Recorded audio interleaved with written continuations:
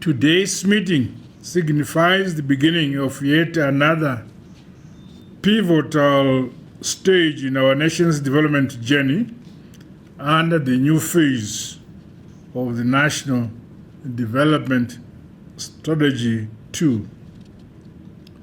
The comprehensive framework aims to propel us towards realizing our development aspirations espoused in our Vision 2030.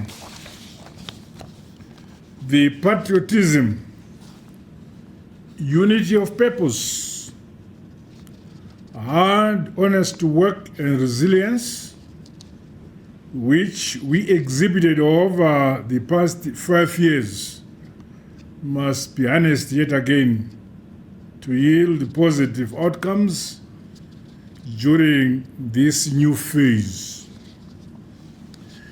The culture of results is now an embedded part of who we are in the Second Republic, and indeed as a people. It is therefore incumbent on this cabinet to sustain the ongoing development momentum towards a people-centered, multi-pronged, and transformative economic growth. The interconnected nature of our economy remains essential to leverage the growth of sectors such as agriculture, mining, infrastructure development, energy, tourism, and manufacturing. Hence, it is my expectation that members will work with greater synergies, collaboration, and complementarity. Our approach to the execution of duties and responsibilities must reflect the maturity of members and not petty competitiveness. We must all focus on achieving a single national vision and realization of the objectives outlined in NDS 2.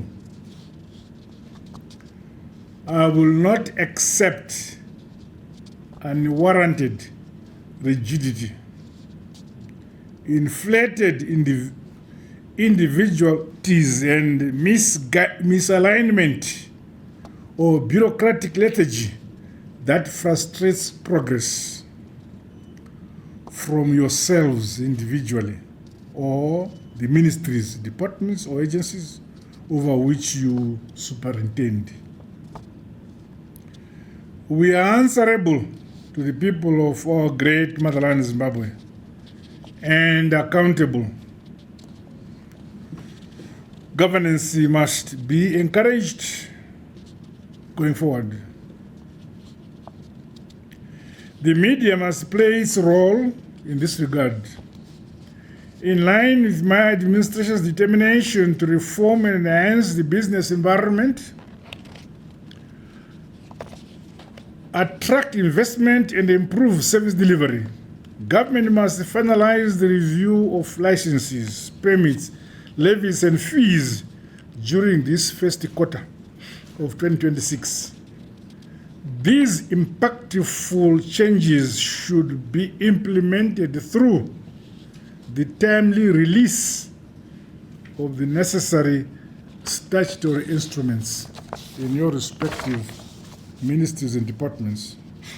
I'm aware that notable headway is evident with reform measures having been completed in some sectors.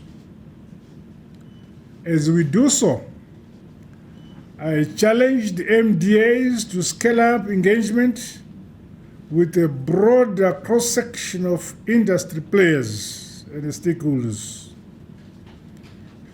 As an executive, we must be receptive to viewpoints, observations, and recommendations of our people. This is at the core of our people-centered government and our ruling party, ZANU-PF. The current rainfall patterns have been favorable overly. We remain positive that this will bring about success in the agriculture sector to bolster our national food security and agribusiness. Regrettably, some areas may encounter crop losses due to heavy rains received. However, government will continue to implement concrete measures to mitigate the negative effects of weather-related disasters and challenges. The relevant minister is expected to prepare a comprehensive report for consideration by Cabinet so as to ensure that affected and vulnerable communities are appropriately cushioned. The well-being of our brothers and sisters in the region is essentially as our own. This is the ethos of Ubuntu as Africans. Our neighbors in parts of Mozambique, Malawi, Zambia, and northern South Africa have not been spared from the adverse impact of climate change-related disasters. This saw the loss of lives, damage to infrastructure and property, as well as disruption of livelihoods. Guided by the enduring spirit of SADC solidarity, my administration, under the Zimbabwe Aid Framework, will continue to do its part towards mitigating the vulnerabilities of affected communities by mobilizing relief supplies. Meanwhile, I urge motorists and citizens to continue exercising extreme caution on the roads and adhering to precautionary warnings from the Civil Protection Unity and Meteorological Service Department of Zimbabwe. As we embark on our duties during the year, let us remain inspired by the hopes, inspirations, and the trust which Zimbabweans have placed on our ruling revolutionary mass party, ZANU-PF. The decisions we make and the results we realize, or lack thereof, impact the destiny of our motherland, Zimbabwe.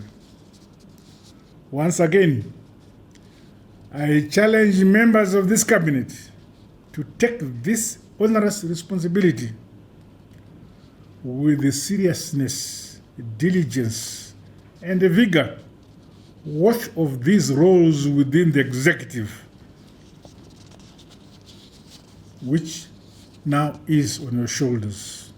Collectively, as the ZANU-PF government, let us increase the pace at which we implement our programs and projects.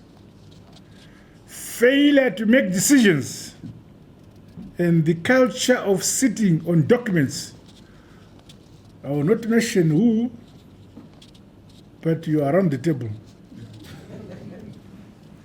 This will not be condoned. Our people look at us to facilitate investment across all sectors, as well as to help deliver services and a higher quality of life. Attendance of cabinet and the cabinet committee meetings is mandatory. I repeat, attendance of cabinet and the cabinet committee meetings is mandatory. Complacency and absenteeism are unacceptable.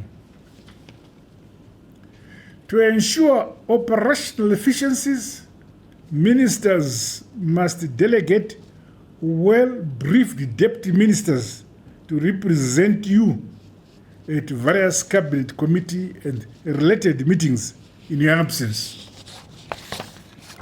If a deputy minister fails to discharge his duties of your department properly, it reflects not on the deputy minister but on yourself. Additionally, ministries, departments, and agencies are duty-bound to submit to my Chief Secretary's office timely schedules of key projects and programs that may require me to officiate. May I hasten to mention that these must be of a strategic national importance and not routine ministry business. Members should not expect me, as president, to do their work for them.